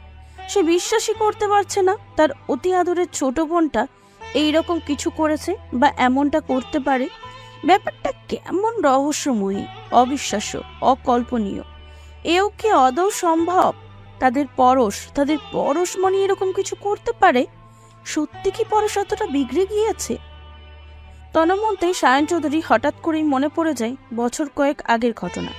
তখন পরশ সবে মাত্র ক্লাস 9-এ উঠেছে। স্কুল ছুটির পরে একা একা বাড়ি ফিরছিল। সেদিন কোনো একটা ঝামেলার কারণে ড্রাইভার গাড়ি নিয়ে ওকে আনতে যায়নি। সেই সুযোগে এক যুবক ছেলে তাকে মাঝ রাস্তায় থামিয়ে প্রেম নিবেদন করছে, প্রেমপত্র দিয়েছে। সেদিন বাড়ি এসে মেয়েটা শিখি কান্না, কেন ওই ছেলে তাকে প্রেমপত্র দিল এই নিয়ে বাপ চাচা ভাইয়ের কাছে জনে জনে বিচার দিয়েছে। বড় ভাইয়ের কাছে আহ্লাদি হয়ে কেঁদে কুটে একাকার করে নালিশ জানিয়েছে। ওই ছেলে কেন আমাকে ডিস্টার্ব করলো ভাই? ওর এত বড় সাহস হলো কি করে? ও জানে না আমি সায়ন চৌধুরীর বোন, আমায় একটা বড় ভাই রয়েছে। তাছাড়া আমি কি সেরকম মেয়ে নাকি যে ও বলল আর আমি লাজুক হেসে ঢ্যাং ঢ্যাং করে ওকে হ্যাঁ বলে দিব? তারপর লোক চক্ষুর আড়ালে গিয়ে চুপি চুপি চুটিয়ে প্রেম করব? আমি তো তেমন মেয়ে নই। আমার অনেক স্বপ্ন আছে ভাই। আমি অনেক লেখাপড়া করব, একদিন অনেক বড় হব। এসব নিয়ে ভাবার সময় কই আমার? অহেতুক ও কেন আমাকে বিরক্ত করলো? মাঝ রাস্তায় আমার সম্মানহানি কেন করলো? তুমি জানো ভাই, কতজন লোক দেখেছিল আমায়? ওরা আমার দিকে কেমন করে তাকিয়েছে। আমার বড্ড লজ্জা লাগছে ভাই। তুমি আজই ওই ছেলের হাত পা ভেঙে গুঁড়ো করে দিবে ভাই। ওকে দেখে যেন সবাই শিক্ষা হয়। পরবর্তীতে সায়ান চৌধুরীর বোনের দিকে চোখ তুলে তাকালেই যেন ওই ছেলের পরিণতি মনে পড়ে যায়। তুমি যদি ওই ছেলেকে কিছু না বলো, আমি কিন্তু আর কখনো স্কুলে যাব না ভাই। বোনের মুখ ফুলিয়ে থাকা নালিশ শুনে সেদিন বড্ড স্বস্তি পেয়েছিল সায়ান চৌধুরী। এতটুকু বাচ্চা মেয়ে, তবু নিজের প্রতি ও পরিবারের প্রতি বোনের ভেতর অগাধ সম্মান দেখে সেদিন বড় ভাই হিসাবে বুক ফুলে ফেপে উঠেছিল তার। যেখানে ওর বয়সী মেয়েরা নিজের প্রতি ছেলেদের অবিনিবেশ চায়, সেখানে তার এতটুকু বোনটা কতটা ম্যাচিওর হয়ে উঠেছে, ভালো মন্দ বুঝতে শিখেছে। সায়ান চৌধুরী ভরসা পেল, স্বস্তি পেল, দুশ্চিন্তা মুক্ত হলো যেন। আর যাই হোক, তার পরশকে দিয়ে কোনো প্রকার অঘটন ঘটানোর চান্স নেই। এতটুকু বয়সে যে মেয়ের মধ্যে নিজের ভালো মন্দ বিচার বুদ্ধি করার ক্ষমতা থাকে, তাকে নিয়ে ভালো কিছু আশা করাই যায়। সেবার বোনের কথা অনুযায়ী গর্ব করে সেই ছেলেটাকে বাজেভাবে শায়েস্তা করেছিল সায়ান চৌধুরী। শাসিয়েছে খুব। এরপর আর এরকম কোনো অঘটন ঘটেনি। অথচ আজ কিনা তার সেই পরশ এরকম একটা কাজ করে বসেছে। ছিছি, সেই দিনের সেই পরশ তো এমন ছিল না। তবে মেয়েটাকে এরকম ভাবে বিগড়ে দিল কে? মুশফিক ছেলেটা। ওরা কায়দা করে তার ছোট্ট বোনটাকে ফাঁসিয়েছে, এইভাবে তার কলিজার দিকে হাত বাড়িয়েছে। ওদের কাউকে ছাড়বে না সায়ান চৌধুরী, কাউকে না। মুশফিক নামটা মাথায় আসতে গর্জে উঠল সায়ান চৌধুরী। তার মাথার ভিতরে অদৃশ্য এক আগুনের শিখা তাণ্ডবের ন্যায় দাও দাও করে জ্বলে উঠল। কঠিন প্রতিশোধ নেওয়ার জন্য মরিয়া হয়ে উঠল ছেলেটার বক্ষ। এই শহর আজ রক্তের স্রোতে বয়ে যাবে। ওদের রক্তের স্রোতে আজ গা ভাসাবে চৌধুরী পরিবার। এছাড়া মেয়র আসাদুল্লাহর সাথে তার কিছু রাজনৈতিক পুরনো হিসাব নিকাশ বাকি রয়েছে। বলা যায় মেয়র আসাদুল ও মন্ত্রী সায়ন চৌধুরী একে অপরের জাত শত্রু। দুজনই রাজনীতির সাথে সামনে যুক্ত। সায়ন চৌধুরীর প্রতিনিধি হিসাবে রয়েছে আসাদুল্লাহ। ঢাকা শহরে স্থানীয় লোক সেও 10 বছর যাবৎ ঢাকা শহরের মেয়র হিসাবে রাজনীতির সাথে যুক্ত। এছাড়া শহরে ব্যাপক প্রভাবশালী লোক আসাদুল্লাহ। টাকা পয়সা বাড়ি গাড়ি খামতি নেই, তবু রাজনীতির সাথে অতপ্রতভাবে যুক্ত সে। শুধুমাত্র রাজনীতি প্যাশন বলে। মেয়র হয়েও তার চোখ উঁচুতে। পার্লামেন্টের একজন সদস্য হওয়ার ইচ্ছা তার বহু পুরনো, কিন্তু এর মধ্যে তার জায়গাটা হাতিয়ে নিল সায়ন চৌধুরী। এই তো গেল নির্বাচনে খুব চেয়েও পার্লামেন্টের সদস্য হওয়া থেকে বঞ্চিত হলো আসাদুল্লাহ। তবুও কম চেষ্টা করেনি সে। সায়ন চৌধুরীকে দমিয়ে রাখতে টাকার প্রস্তাব দিয়েছিল সে। বিনিময়ে সে তার নামে ঢাকা শহরের অর্ধেক সম্পত্তি লিখে দেবে, শুধুমাত্র যেন সায়ন চৌধুরী নির্বাচন থেকে সরে দাঁড়ায়। কিন্তু সায়ন চৌধুরী বিনিময়ে তাকে করেছে অপমান। তাকে লোভ দেখানোর সাহস হলো কি করে? এই নিয়ে খেপা ছিল ছেলেটা, ছিল নিজের সিদ্ধান্তে অটল। তার একটাই কথা, আমি আমার দলীয় পার্টি থেকে অবশ্যই নির্বাচনে অংশগ্রহণ করব। আপনিও করুন। জনগণ যাকে চাইবে, ওরা যাকে যোগ্য প্রার্থী হিসেবে মনে করবে, সেই হবে বিজয়ী। এই বিষয়ে আমার সাথে আর কোনো কূটনৈতিক আলোচনা করতে আসলে আপনার বিরুদ্ধে আমি কঠোর ব্যবস্থা নিতে বাধ্য হব। অপমানিত হয়ে শিরশির করছিল আসাদুল্লাহর শরীরখানা। তবু নিজের সম্মান রক্ষাতে আর বাক্য ব্যয় করেনি তিনি। ক্রোধ নিয়ে চলে যায় তিনি, শুধু মোক্ষম সময়ের অপেক্ষা করছিল। এরপর প্রতিদ্বন্দ্বী হিসাবে রাজনীতির মাঠে সেও নেমেছিল। অঢেল টাকাও ব্যয় করেছে নির্বাচনের পিছনে। হায়, তবুও বিচক্ষণ বুদ্ধির অধিকারী সায়ন চৌধুরীর সাথে পেরে উঠল না ওরা। বিপুল ভোটে বিজয়ী হয়ে নিজের আসনখানা ছিনিয়ে নিল সায়ন চৌধুরী। এতে আরও খেপে গেল আসাদুল্লাহ সহ তার 2 পুত্র মুস্তাক ও মুশাফিক। বুদ্ধিতে ক্ষমতায় যখন পাড়াই গেল না সায়ন চৌধুরীর সাথে, ঠিক তখনই রাজনৈতিক চালটা অন্যদিকে চালল আসাদুল্লাহ ও তার 2 পুত্র। গুটি হিসাবে ব্যবহার করলো সহজ সরল পরশকে। রাজনীতির ব্যাপার স্যাপারে ফেসে গেল ছোট্ট কিশোরী পরশ মেয়েটা। ভালোবাসা, প্রেম দুর্বলতাকে হাতিয়ার হিসাবে ব্যবহার করলো মুশফিক। সে দেশের বাইরে থেকেও চাবিকাঠি নাড়িয়ে খবরাখবর রেখেছে সবকিছুর। সোশ্যাল মিডিয়া থেকে খুব চতুরাত্মার সাথে কবজা করলো পরশকে। বোকা পরশটা ওর ভালোবাসায় এতটা মজেছে যে মুশফিক বলতেই সে অজ্ঞান। মানুষটাকে বিশ্বাস করে নিজেকে পুরোপুরি মেলে ধরেছে। তার ভালোবাসা তো আর কোনো খুঁত ছিল না, কোনো খামতিও ছিল না। এরপর থেকে মুশফিক যেভাবে বলতো সেই অনুযায়ী হতো সব। কিশোরীর মনের ভালোবাসা তো এর প্রখরতার বেশ গভীর, কিন্তু হাই, মানুষটাই ছিল তার জন্য সম্পূর্ণ ভুল। সে ভালোবাসতে আসেনি, এসেছিল চরম প্রতিশোধ নিতে। সবটা মগজে হানা দিতেই ওদের উদ্দেশ্যে বুঝতে আর 1 সেকেন্ডও সময় লাগেনি সায়ন চৌধুরীর। তার কাছে এবার সবটা স্পষ্ট। পুনরায় গর্জে উঠল সায়ন চৌধুরী। ক্রোধে হিতাহিত জ্ঞান শূন্য হয়ে পড়ল সায়ন চৌধুরী। তার জন্য আজ তার বোনটা এই অবস্থা। রাগে দুঃখে চোখের সামনে থাকা টেবিলটাকে সজোরে লাথি দিয়ে ফেলে দিল ছেলেটা। টেবিলের উপরে থাকা মজবুত কাচের স্তরটা মুহূর্তেই ঝনঝন শব্দে ভেঙে চূর্ণ বিচ্ছন্ন হয়ে গেল। কাচে লেগে পাটাও কেটেছে ওর।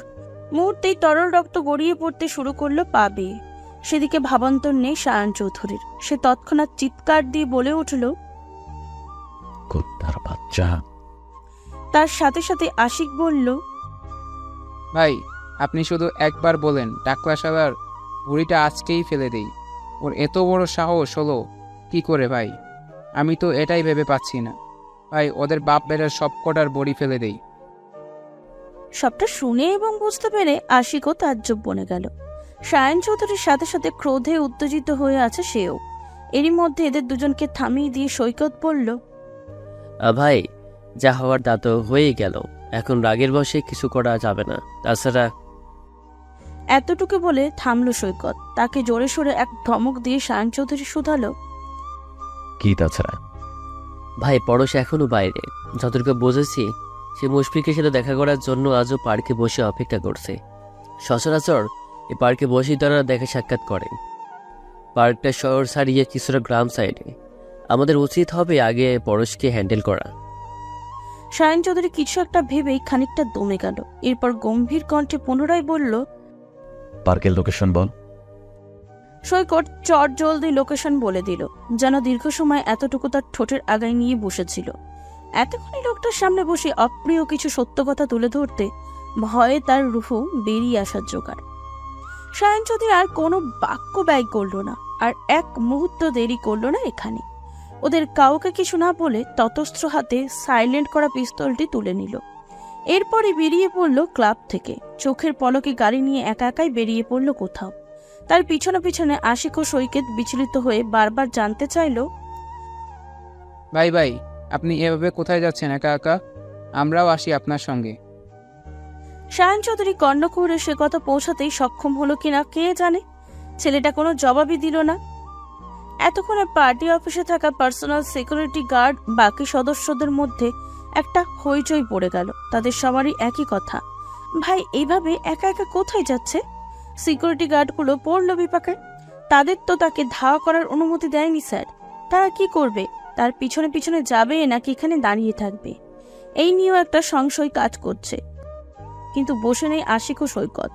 ওরা আর অনুমতির অপেক্ষা করলো না। কোনো রকম টুলিশদের সঙ্গে নেওয়া যাবে না। সেন্সিটিভ বিষয়, পুলিশের ভয় আছে। লোক জানাজানিরও একটা ব্যাপার আছে, যা করার নিজেদের করতে হবে। তাছাড়া এইভাবে তো আর ভাইকে একা ছাড়া যাবে না। রাজনীতির নেতা সায়ন চৌধুরী, যার প্রতি কদমে কদমে রয়েছে প্রতিদ্বন্দ্বী শত্রু, কি কখন হামলে পড়ে কে জানে। ভাইয়ের যে অবস্থা, এই মুহূর্তে একা একা নিজেকে হ্যান্ডেল করতে পারবে না। একাধিক চিন্তা ভাবনা ভেবে আশিক উপস্থিত সবাইকে বলল, গাড়ি বের কর, সবাই দ্রুত বসে পড়। ড্রাইভার বাইকে অনুসরণ করে দ্রুত গাড়ি স্টার্ট করো।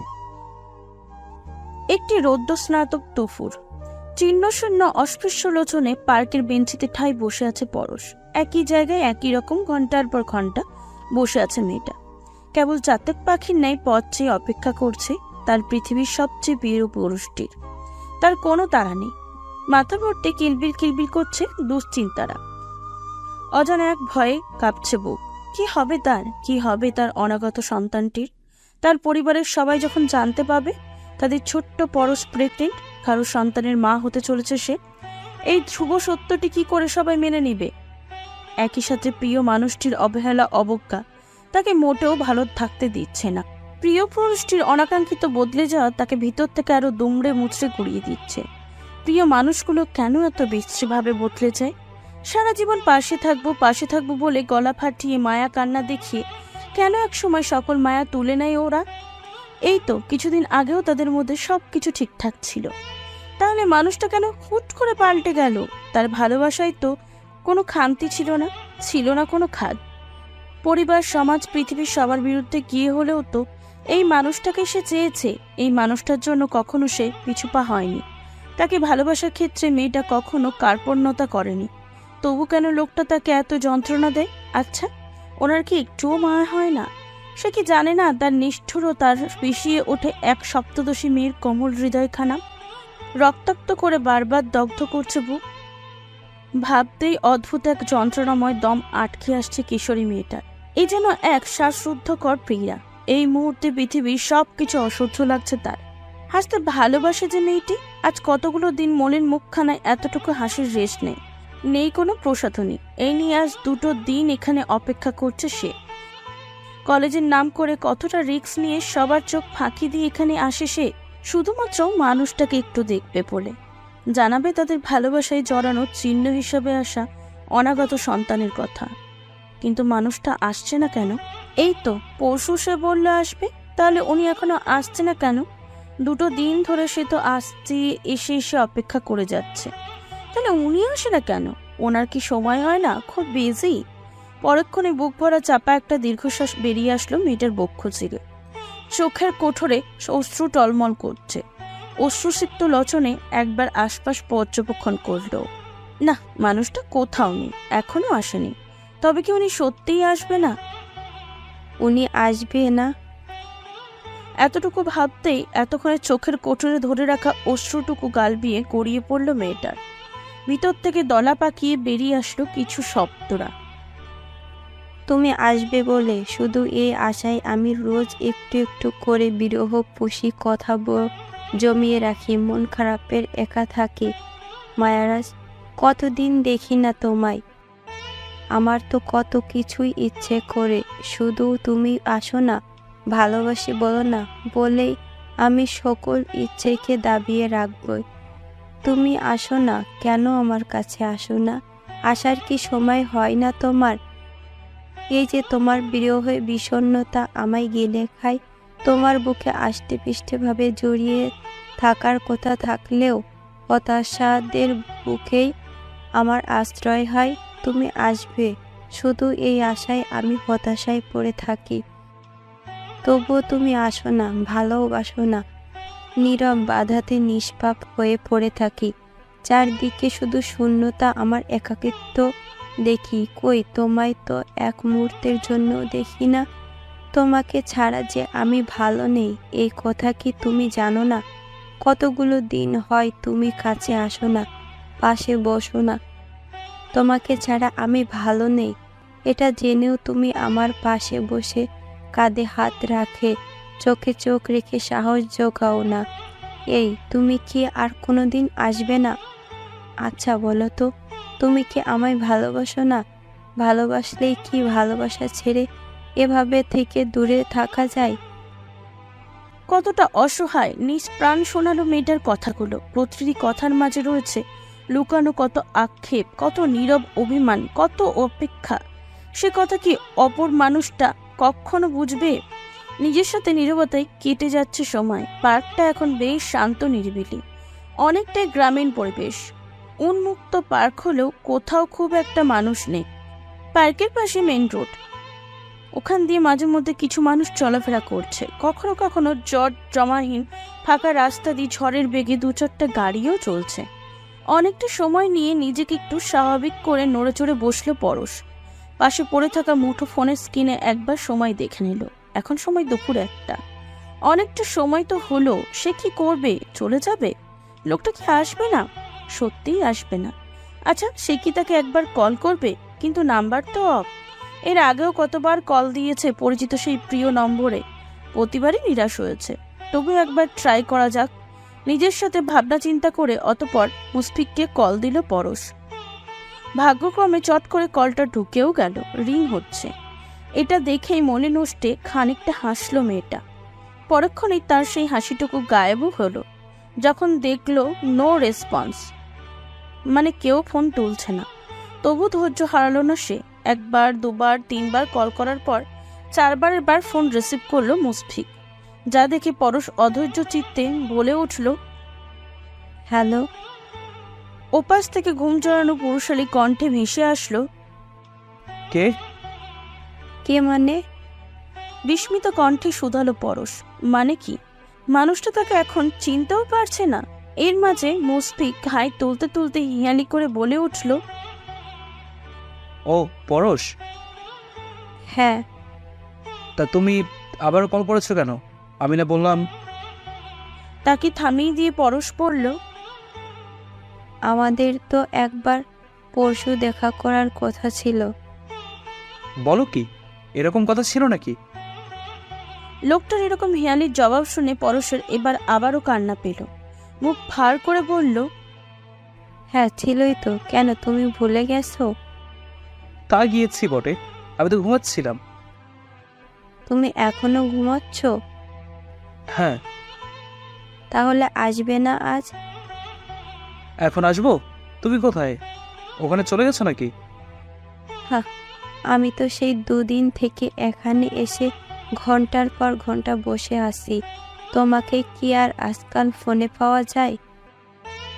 মুশফিক সেসব কথা উপেক্ষা করে বিরক্ত কণ্ঠে বলল, আর একটু সময় বসো, আমি ফ্রেশ হয়ে আসছি। যা শুনে পরশ তাচ্ছিল্য করে বলল, বেশ, আসো তবে। আমি তো হচ্ছি সুতো ছাড়া ঘুড়ি, আর তুমি হচ্ছ ঘুড়ির নাটাই। নাটাই সুতো দুটোই তোমার হাতে। আমি কেবল উঠতে থাকা ফেলনা এক ঘুড়ি। ইচ্ছে মতো উড়াও যখন, আমিও তখন উড়ি। মেয়েটার কথা ওপাশের মানুষটি ঠিক শুনল কিনা বোঝা গেল না। মুশফিক ছেলেটা কোনো জবাব দিল না, বরং মুখের উপর খট করে কল কেটে দিল। পরশ আস্তে ধীরে মোবাইলটা কান থেকে নামিয়ে ফোনের স্ক্রিনের দিকে ছলছল চোখে কিয়ৎক্ষণ চেয়ে রইল। মানুষ কত সহজে বদলে যায়। এই তো এই মানুষটাই তার জন্য একসময় ভবঘুরে এক উন্মাদ ছিল।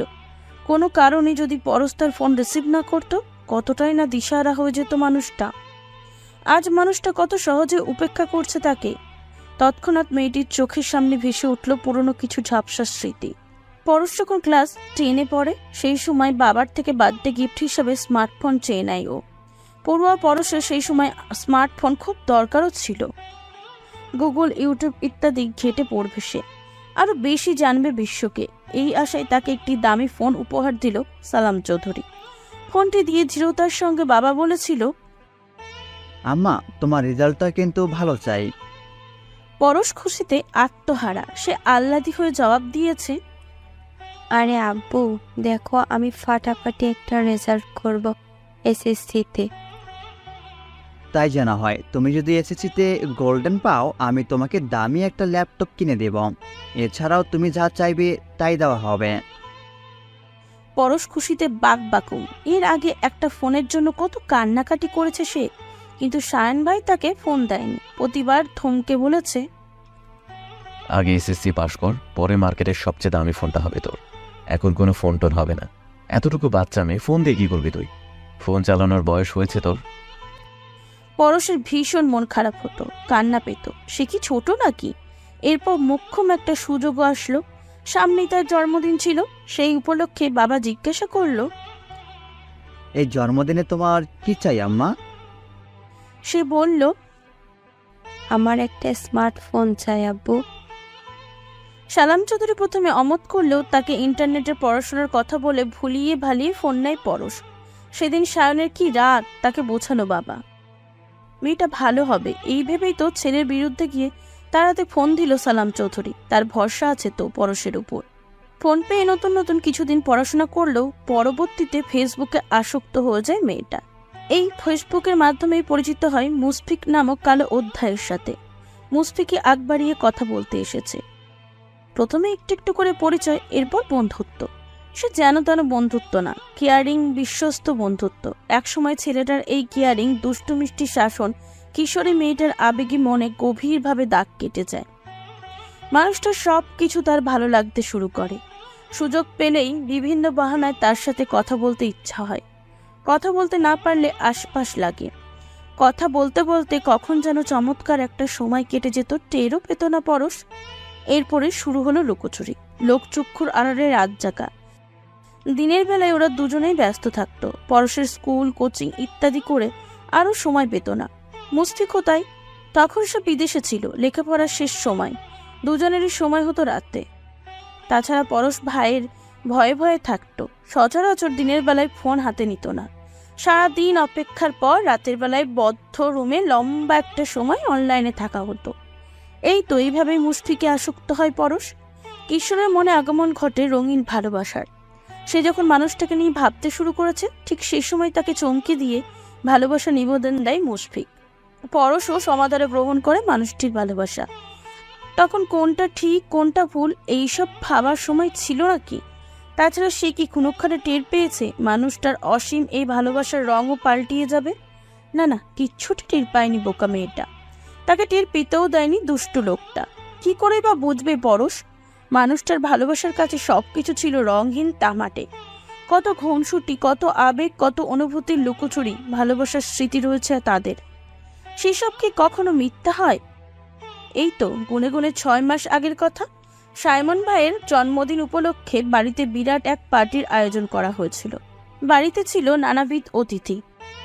ভাইয়ের বার্থডে উপলক্ষে খুব ব্যস্ত সময় কাটাচ্ছিল পরশ। মুশফিকের সাথে সারাদিন কথা বলার সময় হয়ে ওঠেনি। মুশফিক তখন বিদেশ থেকে এসেছে, বাড়িতেই থাকছে। তার ফোন মেসেজ কিচ্ছুটি রেসপন্স করা হয়নি বলে মানুষটা সেদিন সে কি পাগলামি, একের পর এক কল মেসেজ দিয়ে ফোন ভরিয়ে দিয়েছে। সেই সব জমা হতে হতে কয়েকশোতে রূপান্তরিত হয়েছে। তাতেও যখন পায়নি পরশকে, তার কি হয়েছে, ফোন ধরছে না কেন, কি সমস্যা জানতে মরিয়া হয়ে যায় ছেলেটা। সেদিন ছিল আষাঢ়ি ঝোম বৃষ্টি। ধৈর্যহারা হয়ে সেই সন্ধ্যায় মানুষটা বৃষ্টিতে ভিজে ভিজে তার বাড়ির সামনে হাজির হয়েছে। রাহিকে দিয়ে বাসার ভিতরে খবর পাঠিয়েছে পরশ যেন তার সাথে একবার দেখা করে। সেই সময়ে সাক্ষাৎ করার সময়টা ছিল দুষ্কর। বাড়ির চারপাশে পুলিশ, সিকিউরিটি গার্ড, পাহারাদার, তাছাড়া নানাবিধ অতিথিদের আনাগোনা তো ছিলই। তবু সেসব পরোয়া করে মানুষটা তার কাছে ছুটে এসেছে, আবদার করেছে শুধু তাকে এক নজর দেখবে। জানতে পেরে পরশের সে কি ভয়, কেউ যদি দেখে ফেলে। এমনিতেই সচরাচর ফোনে কথা বললেও তাদের দেখা হয় না। অন্য সব প্রেমিক যুগলদের মতন তারা প্রতিদিন সাক্ষাৎ করে না, ডেটে যায় না। তবে সপ্তাহে একদিন তাদের নিয়ম করে দেখা হতো, হাতে হাত রেখে কথা হতো, মানুষটাকে ছুঁয়ে দেওয়া হতো। তবে সেটাও খুব সাবধানতা অবলম্বন করে, দূর শহরে নিজেদের আড়াল করে। ভাইয়ের ভয়ে উন্মুক্ত প্রেম ভালোবাসা তাদের হয়নি। তাছাড়া মুশফিক লোকটাও এ বিষয়ে বেশ সতর্ক থাকতো। তার চতুরতার জন্য এতদিনেও কেউ কিচ্ছুটি টের পায়নি। টের পেলেও তো একটা কেলেঙ্কারি বেজে যাবে, এই ভয়ে পরশ আড়ষ্ট হয়ে যায়। আজ লোকটা এখানে আসলো কেন? কেউ যদি দেখে ফেলে তখন কি হবে? তার কি ভয় ডর নেই? পরক্ষণে পরশের রাগ লাগে। সে নিচে না যেয়ে তৎক্ষণাৎ সুযোগ বুঝে কল ব্যাক করে। খানিকটা চটে গিয়ে বলে, তুমি এখানে কেন? তোমাকে দেখতে এসেছি। মুশফিকের সহজ স্বীকারোক্তি যা শুনে আর একটু মিছিমিছি ক্রোধ নিয়ে পরশ বলল, তাই বলে এখন বাইরে কি বৃষ্টি, কত লোক, তুমি এর মধ্যে এখানে আসলে কেন? তো কি করব? তুমি ফোন ধরছিলে না, মেসেজ দেখছিলে না, আমার বুঝি চিন্তা হয় না? আরে বাবা, আমি ব্যস্ত ছিলাম তো, ফ্রি হয়ে নিজেই তো তোমায় কল করতাম। তাই বলো, তুমি এত বড় রিস্ক নিবে? বাচ্চামো করছো কেন মুশফিক? এত অধৈর্য কেন তুমি? আমি কি মরে গেছি? তোমার বেলায় আমি ভীষণ অধৈর্য, বেপরোয়া পরশি যান। এটা কি নতুন? খবরদার পরশ, একদম মারার কথা বলবে না তুমি। তোমার মরণ না হয়ে সে মৃত্যু আমার হোক, তবুও তুমি বেঁচে থেকো, আমার হয়ে থেকো। আচ্ছা বাবা, বলো না, এবার তুমি চলে যাও। পরশি যান, আবার দাঁড়িয়ে দিচ্ছ তুমি? আমি এসছি, তাতে তুমি খুশি নও? অভিমান দেখে শুকনো মুখে কথাটা বলল মুশফিক। প্রেমিক পুরুষের এই ধরনের কথায় এতক্ষণে মেয়েটা মিছিমিছি রাগটাও ধপ করে নিভে গেল। তৈরি হলো ভালো লাগা। সেই মুখে মুখে রাগ দেখালো, ভিতর ভিতর একরাশ আনন্দে নৃত্য করছে মন। মানুষটার টান ভালোবাসা দেখে তার প্রতি মুগ্ধতা আরো কয়েক গুণ বেড়ে গেল। পরশের চোখে মুখে মুগ্ধতা ঢেলে তৎক্ষণাৎ জবাব দিল, আরে কি যে বলো, একটু ভয় হলো। আমি কিন্তু ভীষণ খুশি হয়েছি, তুমি আমাকে এতটা ভালোবাসো। মুশফিক মোলায়েম কণ্ঠে শুধালো, ইয়েস ম্যাডাম, নিজের থেকেও বেশি। আচ্ছা বুঝলাম, এবার এখান থেকে চলে যাও জান, প্লিজ, কেউ দেখে ফেলবে। মুশফিক মাছি তাড়ানোর মতন করে বলল, দেখলে দেখুক, তোমাকে এক পলক না দেখে কোথাও যাব না আমি। প্লিজ সামনে এসো পড়শি। তোমার চাঁদ মুখখানা না দেখলে আজ আর আমার ঘুম আসবে না।